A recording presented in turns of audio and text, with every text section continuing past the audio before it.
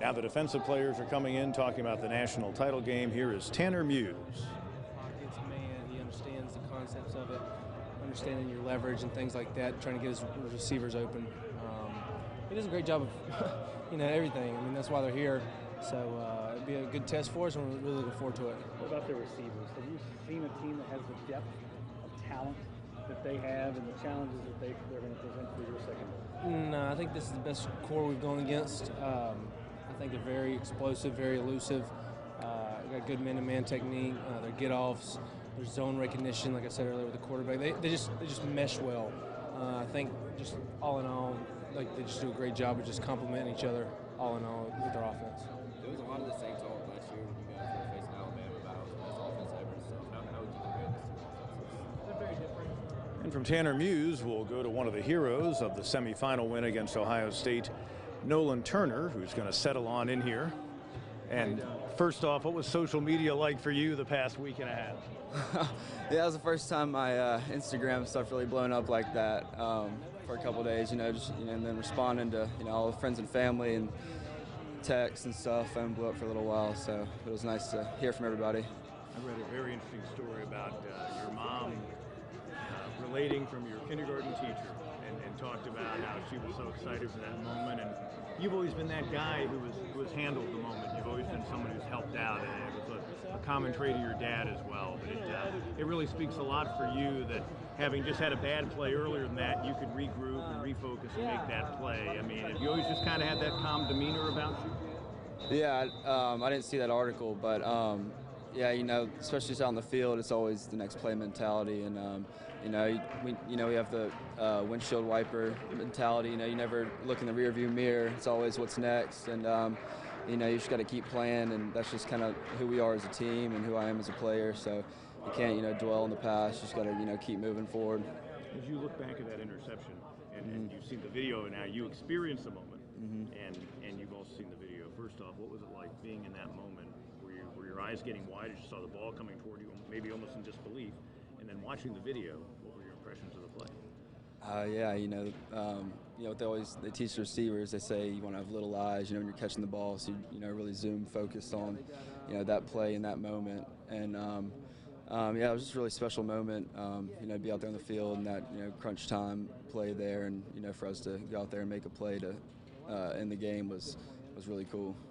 You probably could have gone to some other college programs, but you came to a place to play for a coach, and Dabo Swinney, your dad, were very close. I know your dad's looking down on you very proudly, but does it maybe mean a little bit more for you because of the backstory of a guy in this program, and maybe some others in the program of Alabama ties also knew your dad, but just talk about that part of the relationship. Yeah, it's cool to be surrounded by such a great group of coaches who, I guess have a past relationship with me and my dad, and it's cool to just kind of see all these relationships develop throughout the years and us really come closer. And but yeah, I was really lucky to have a great group of coaches who really care about their players and their development. So. And then the bounce back factor, because again, the touchdown that Ohio State had taken the lead on, that was a play that I know you wish you had back. Yeah. That had to be really rewarding for you to walk off the field that night. In the for same sure. game, you redeemed yourself. Yeah, it definitely made me feel a lot better about the game at the end there. Making that play, kind of making up for the other one. So it left me with a better taste in my mouth. Nolan Turner, a guy who's had 3 interceptions in his career. 2 of them have come in the college football playoff against Notre Dame in the semifinals last year, and then Ohio State in the semifinals this year. And you heard me talking with him about the backstory. His dad, Kevin Turner, was a fine player at Alabama, then played in the NFL for several years with the New England Patriots, and died too young due to illness. But Dabo Swinney and Kevin Turner were at Alabama together, and Nolan, who grew up in the Birmingham area, had always stayed in close contact with Dabo Swinney and with the Swinney family, and as a result, it led to Nolan Turner arriving at Clemson. Guy from just up the road, I guess you could say just up the road, Shelby, North Carolina, about a 2-hour drive in Cleveland County, North Carolina, from the Clemson campus, Justin Foster. And you're getting ready to do this again now in your 3rd year, and you're one of the many who's only known life going to the college football playoffs, and now 2 of 3 years to the championship game. But just kind of give me a thought about this whole process of now getting ready for LSU, having some more time in years past this year to look ahead to the game, and just some general thoughts on facing another Heisman Trophy winner, in this case, Joe Burrow. I mean, it's awesome. It's great to have more time. You get to look through all the film and everything, and you just get more time. You know, guys banged up, rest and stuff, and you're not really rushed as you would be in the past years. And just the fact of getting back and going and doing it again against a Heisman Trophy winner, I mean, that's just awesome. It's great. It's great competition. And I think it's important that you would be facing a really good team no matter who you played, if you played Oklahoma in the title game. But the fact that you've got a quarterback in Burrow who's thrown for over 5,000 yards, 55 touchdowns, does that extra time, how do you use that to get ready for him? Because I think, as you said, it is valuable to have those extra few days to get ready for this game. So how will you use that? Film study, more technique work? I'll probably just say more film study. I mean, just the more time you get in film and go through all the games and just break them down, you just learn a lot about them and stuff like that. And just knowing the guy can throw the ball like that, and I mean, he's a great athlete. The whole offense, O-line, and everything. Just getting able to watch him. The more time you get to study him and stuff, the better off, the faster you can react in the game. From a defensive standpoint, you get to work under one of the great minds in the game in Brent Venables, and you've seen him make all kinds of adjustments. No one saw that game plan last year against Alabama coming from the outside. I would think you're probably anxious to see how he adjusts things for this game too, because different teams have approached Burrow and that offense differently this year. I mean, you can always game plan and have a great game plan, but with Coach Venables, you know, he'll change things on the fly, and you just got to be ready. You know, you never know. We never know what he's thinking, so you just always got to be ready to adjust when he is.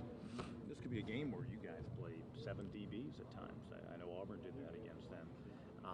For a defensive end, this could be a big opportunity for you to have a big impact in this game as well, because the key, I would think, against Joe Burrow is keep him off balance. Oh, yeah, I mean, keep him off balance, keeps pressure on him. I mean, main thing is keep pressure on him. The guy can throw the ball. And I guess, I mean, from my standpoint, I mean, play within the defense and keep pressure on him. Yeah. All right. Justin Foster getting ready for another national title game for him. He played at Shelby Crest. He was a big part of the Chargers there, and he's been a big part of Clemson. Not necessarily in a starring role on the defensive line for very obvious reasons his first 2 years, but a guy who's been an impact player when called on, and this season has found his role. But he's had some big sacks in his career, had a huge one against Texas A&M last year down in College Station, and this season had a big moment against Louisville and others during this campaign. We're going to move on down the line. The defensive players are out. We heard from the offensive players earlier, and interestingly, they're kind of staggering in their arrival in terms of not getting here all at once, but the star of the defense, and you could argue as good of a player defensively as any in the nation, is Isaiah Simmons, who is getting ready for his final game as a Clemson Tiger, even though he has a year of eligibility remaining. Isaiah Simmons is going to wrap it up. It'll be interesting to see how he's used in the NFL in terms of whether he's a defensive back or a linebacker, but let's hear from the reigning ACC Defensive Player of the Year, Isaiah Simmons. It's a lot of this field to deal with, so it's like a lot of you can't make as many mistakes at all. So just like buckling down, and guys, I feel like not that we should be more focused down there than otherwise, but we really all get more focused and serious down there. Isaiah, a lot of hype has been surrounding this LSU offense, people saying that it could be the best college football has ever seen. No one has seemed to really crack the code defensively and stop them. So how do you guys, not being able to watch what other teams have done because no one's been successful, how do you guys go into stopping Joe Burrow and their offense? Hopefully we can just keep the score close in the fourth quarter to give ourselves a shot. Just covering people, tackling, and yeah, I mean, that's really all you could do to try to beat them. It's not too complicated, just how you see how they play. A lot of big shots, you know, very explosive offense, so just covering everybody up to our best ability. This is the third straight college football playoff game that you'll have faced a really standout quarterback. Tua in the title game last year, a lefty with a gun. Fields had all kinds of qualities. Mm-hmm. What are some of the things about Burrow that jump off the film at you? Is it the arm? Is it extending the play? What are some of the he extends a lot of plays and creates a lot of big plays when he extends them. A lot of touchdowns come from him scrambling, and he's had a lot of plays that have jumped out to me, like him being taken to the ground and maybe he jumps up and throws a dart right on the money. So he doesn't have too many flaws. So it'll be fun to play him. Definitely with the challenge. You're just one of the 11, but I mean, I think it's kind of an interesting side story to this game. Everyone thinks he's going to be number 1 overall. A lot of people project you as a first rounder. This is an opportunity after the fact, not going into the game, but this is an opportunity for you to show that you're certainly as high level defensively as he is offensively. Do you have a thought on that? I haven't really thought about that. I just want to go out there and just play my best 4 quarters of the year. I'm just trying to get better and better each and every week. I'm not thinking of it as a competition against him at all. We don't play the same position, obviously. So I guess other people could look at it like that. I got a lot of those questions with Chase Young, but we don't play the same position either.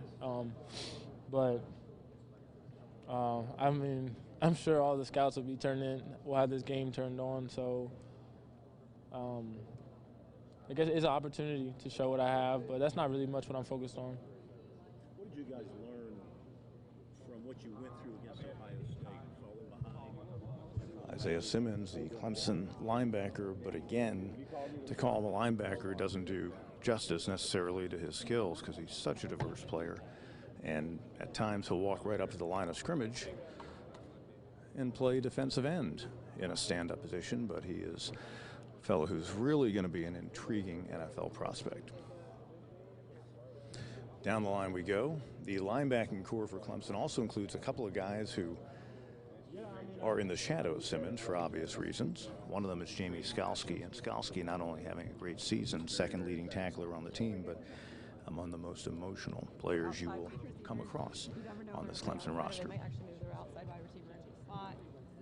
The way they move their receivers around, is that one of the more difficult things? Yeah. I mean, they're all over the place, with their formations and their sets and their personnel, and they just, like I said, they create matchups that if you're in tempo and you don't adjust right, it makes it really difficult for a defense. Have any teams had relative success in defending their passing? No one's. I don't think anyone's had any success. No. So Auburn held them to this amount of points this year. How much do you see that? They have Derek Brown. That always helps. I haven't. Probably their front played really well, and I think that's how you win a football game. Is you gotta punch people in the mouth. You gotta be physical, and with Derek Brown leading the way, and that they have a great D line. That's where you gotta win right there, and that's where we gotta win if we want to win this game. Is up front. Georgia seemed like they played a lot of 3 down and dropped a lot, but also sent in different blitzes. What they were blitzing skies, it seemed like Joe just picked it up as well, or he scrambled. Yeah, they pick a lot of things up. A lot of teams throw a lot of things at them, and they just continue to produce, yards and points. So we got our hands full with this one. You think this is Coach Venables' toughest task to date since he's been here? Probably. How has he been? What's his mood been like? Same. On edge, trying to create, game rep environment, game time environment. Any little mistake is the end of the world, because it is. Because look what happens, like Ohio State. What I'm talking about is little details where they bust runs on us, not squeezing the gap enough. So you do it out here, and you're, not a big deal. Oh, it's a big deal. And he lets it be known, and it shows. So, he's the best at just not only just putting a game plan together, but demanding perfection throughout weeks of preparation. And when you do that and you buy into that, it'll show on game day. As a competitor, how much do you relish taking on the Jamie Skalski, who is one of the better interviews on the Clemson team, because you can tell he puts a lot of thought into each of his answers. Let's move down the table, and sitting to Jamie's left is Chad Smith, who's really emerged as a fifth-year senior. So it's going to be a challenge for our defense, and we're excited for that challenge. Have you ever seen offense you thought, man, there's no way I can stop that and team up? Does that even exist in a defensive player's mind? No. As a defensive player's mind, your whole goal is to stop that offense, and so really we don't think there's any offense out there that can't be stopped, in our opinion. And I'm sure they think that there's no defense that can stop them. I mean, that's just their own player's opinion. That's our opinion. That's just how everyone's going to have their own opinion. And, you know, it doesn't change how we look at their offense. We respect them to the fullest. We got a lot of talent, and so it's going to be a challenge come Monday the 13th, and we're looking forward to it. Chad, your teammates talk a lot about staying true to Clemson and us. Can you talk a little bit about what makes this team so special and that Clemson football? I would say this year more than ever is the chemistry that we have with each other. You know, that was a question going in. Coach Sweeney kind of posed to us, like, how's this chemistry with this team going to be? And I think it's really developed into something special. This year's just been so, you know, it's been so fun. Just being able to go out there and have fun with your teammates, your friends, all these guys out here. I mean, we hang out outside of football. So that kind of helps build that chemistry, that you're out there with your brothers, your best friends, and you're battling. So it's been so fun. It's been great. It's gone by so fast. It's been crazy. But, you know, I've enjoyed every second of it. When you say it's gone by fast, you've been here for 5 years. Oh, yeah. Yeah, it feels like yesterday. Yeah. Literally, is this January 5th? Is it January 5th? 6th? Yeah, actually, yesterday would have been 5th year anniversary when I first came on. Yep. Came in early. Yep. And 3 other guys along with you have been here, all 5 of you, and 4 times you've made it to this part. I mean, it's just, you could probably just write a book on that, because a lot of guys, if they are on college football playoff teams, maybe will leave after their 3rd year or whatever. Right. I mean, have you sat back and realized the depth of your experience and the amount of football simply playing nearly 15 games every year in your college career, or being part of practices that led up to that? No, I haven't.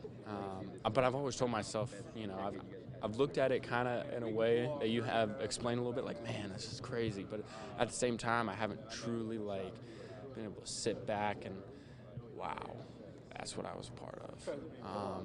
Because I've been so busy, it's on to the next. And we still got one more game. And I think really, I mean, now that this will be my last collegiate game here at Clemson, once that's over with, I'll probably take a day where I can sit back and just, you know, maybe look at the old game programs of the past few years that I've collected, or, you know, just look at maybe some stats that happened in the previous game and just be like, man, that's crazy. I've been a part of 4 national championships. Like, that's unheard of. Chad Smith, who would win a 70th game as a college player since he arrived with Gage Cervenka, Tanner Muse, and Denzel Johnson. Those are the Fab 4 for Clemson who have been here. They were true freshmen who were redshirted in 2015, and they have been here since that. So they were part of a 14-win program in 2015, 14-1 national champion in 2016, a team that won another ACC title and lost just 2 games to Syracuse and Alabama in 2017. And then, of course, now part of a 14-0 ball club trying to go 30 straight wins, back-to-back 15-0 seasons. That's never been accomplished, as last year's 15-0 had never been accomplished. Down the line we go, Logan Rudolph, who has become a very valuable reserve on this Clemson defense as a defensive end. Could see some linebacker as his career continues, or probably at the next level. But let's listen into what the native of Rock Hill, former star at Northwestern High School, has to say. This Alabama bumpkin country boy, they don't realize how smart he is. You know, I think that people think he's a great guy. He's very well respected in this area, and he's done a tremendous job. When you're growing up here, I mean, what's it like when Clemson says, "Hey, we want you to come play for us"? Right. Well, honestly, I was never a Clemson fan growing up, but, you know, to be the powerhouse that they are and to be the in-state, you know, big boy football school, it was an awesome opportunity. I jumped on it, and I love Coach V and Coach Sweeney, and I was, you know, ready to be a Tiger. What was the fandom in the house like before Mason got recruited by Oklahoma State? You know, we had always kind of followed North Carolina a little bit and been fans of them because my dad played there, obviously. But other than that, we were never really diehard anyone. And then when Mason goes to Oklahoma State, I'm assuming it's all Cowboys. Yeah, they were supportive of him big time. You know, when he made the transition, and yeah. It's been a while since Coach Stoops has come out. Is there any way we can get another impression? I don't have anything for you at the moment, but you know we may have something in the works here after the season. I can promise you something. We'll roll it out for spring. Right, there you go. Yeah. Coach Schiff is the character, right? Coach Stiff. Coach Stiff. Right. I want to get your thought on. Were you on the field for the Nolan Turner interception in the Ohio State game? I was on that drive, yes, sir. So you were on that. Yeah. Just take me back from your perspective, because I asked Nolan his perspective, but I'd like to get your take on, obviously you're trying to get after the quarterback, but just watching that play, thinking back on it, and then the aftermath of seeing him make that interception. Right. It was, that moment was so filled with so many emotions, but looking back there and seeing Nolan make that play, it was just like, we did it, we did it. We stopped him, and couldn't have been a better guy to do it, and it was an awesome experience. I think he's got 3 career interceptions. 2 have come in the playoffs. Right. You talk about a guy, and it's not like he's out there for every snap. Yeah. That says a lot for guys, really, and you're in that kind of situation. You're not necessarily a starter, but being ready for that one play that could completely make a difference. Exactly. Yeah, I think it speaks to his work ethic and how he prepares every week. He prepares like he's the starter, and I do the same. You never know when you're going to get your opportunity, and he made the most of his. You maybe have a better appreciation for facing great quarterbacks because there's probably a lot of table discussion in your household about quarterback play. Is this the kind of game that maybe you feel a little bit? I mean, everyone here is real cerebral, watches a lot of film, but maybe because you're used to, a very high-level quarterback as a family member, getting ready for a guy like Burrow. Does it maybe help you in any way? Oh, you just watch as much film as he can, and I wouldn't necessarily say my brother has shown or said anything. I just prepare and watch the film on him, and I see a great player in Joe, and I think he's thrown 50-plus touchdowns this year, and he's just done a tremendous job, and he's got a lot of tools around him to make plays. So we're going to have to bring our A game and just compete with these guys and do the best we can if we want to have a chance to be successful. Thank you, buddy. Yes, sir. Appreciate it. Logan Rudolph, the defensive end, who wears a number for a linebacker because at times I think he thinks he's a linebacker. And of course his brother Mason played at Oklahoma State and then obviously made a big impact with the Steelers this past season in the wake of the injury to Ben Roethlisberger. Zoning on Xavier Thomas, a sophomore defensive end who, if ever there was time for him to have that signature game in his career, obviously next Monday night would be it against a great quarterback. We can't just fold when they get in the red zone, so we just play our best and we try to get a stop. What did you learn about your team, your defense in the North Carolina game and in the Ohio State game where you were tested? Because you're going to be tested, maybe like you haven't been tested all year on Monday night. What did you learn in those situations, North Carolina, Ohio State, about your group of guys on that side of it? Just staying level, and we very focused group. I mean, we don't get off track and we don't get distracted. When the team, like I said, when the team makes these plays like that, and we just stay focused and we just get our stops. What's the value of experience on this stage? You've got a bunch of guys that have played for championships. What is it like? They don't. Their value. It's definitely value in that. I mean, you definitely have. It's definitely plays effective when you have championship experience from years prior. I mean, that definitely helps. Then again, you have great competition on both sides of the football, so you definitely have to just play. What do you remember when the clock hit 0? Xavier Thomas. And I'm going to ask my photographer, Jason, if you would. Jason, why don't you spin back around and let's get a couple of wide shots of the room just to give folks even more of a perspective, and we'll get a few seconds of those shots to see how they've got the tables lined up. And the various players are situated and talking to media members who've come not only from all over the state, but all over the region.